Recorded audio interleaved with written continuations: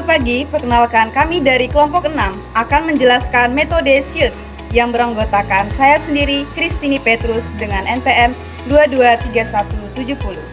Saya Luciana Metardianti dengan NPM 223173. Saya Maria Indrian Ubah dengan NPM 223177. Dan saya Abel Pascal Lambang, NPM 223153. Menurut Thomas Edward Shields, adalah seorang mahaguru psikologi dan didaktik pada Universitas Katolik di Wagiston.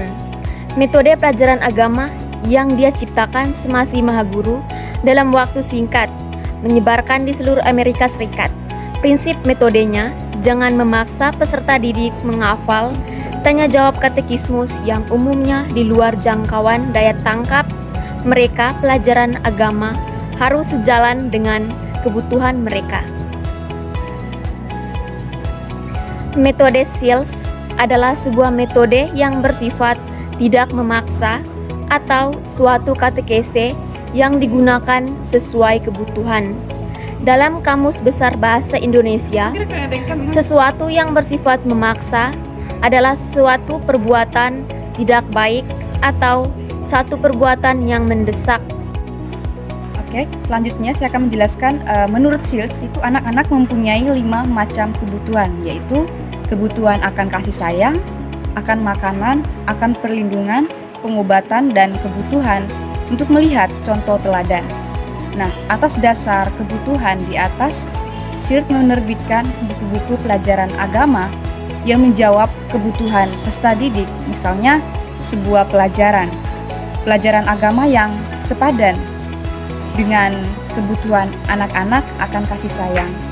Nah, jadi mula-mula diceritakan bagaimana seorang burung mengasihi anak-anaknya, kemudian betapa besar kasih sayang orang tua terhadap anak-anaknya, dan akhirnya betapa jauh lebih besar kasih sayang Tuhan Yesus kepada manusia. Terlihat bahwa SHIELDS memberikan perbandingan-perbandingan yang menarik dan cocok dengan daya tangkap dari para peserta didik.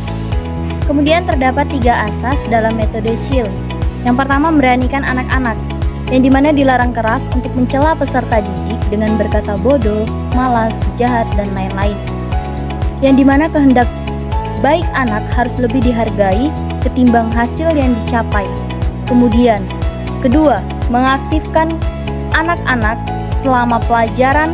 Anak-anak yang ikut sertakan dalam proses belajar dengan berbagai aktivitas atau learn by doing. Yang ketiga, pengajaran agama menjadi pusat segala mata pelajaran, yang dimana pelajaran menulis, membaca, bernyanyi, menggambar, dan lain-lain. Nah, semua itu dikaitkan dengan pelajaran agama. Sedangkan konkretnya, teks yang dibaca dalam pelajaran menggambar membatasi jenis gambar yang hendak diciptakan anak, yakni berkisar pada gambar-gambar suci. Jadi kesimpulan dari metode SHIELDS yaitu bersifat tertutup. Segalanya berkisar pada pelajaran agama. Kebosanan tidak terletakkan dan membuat anak-anak jenuh akan hal-hal agama pada masa kecilnya secara tidak langsung. Terkandung unsur paksaan dan tidak realistis, akan tetapi analisisnya tentang kebutuhan anak-anak memancing selera anak-anak untuk ikut dalam proses belajar.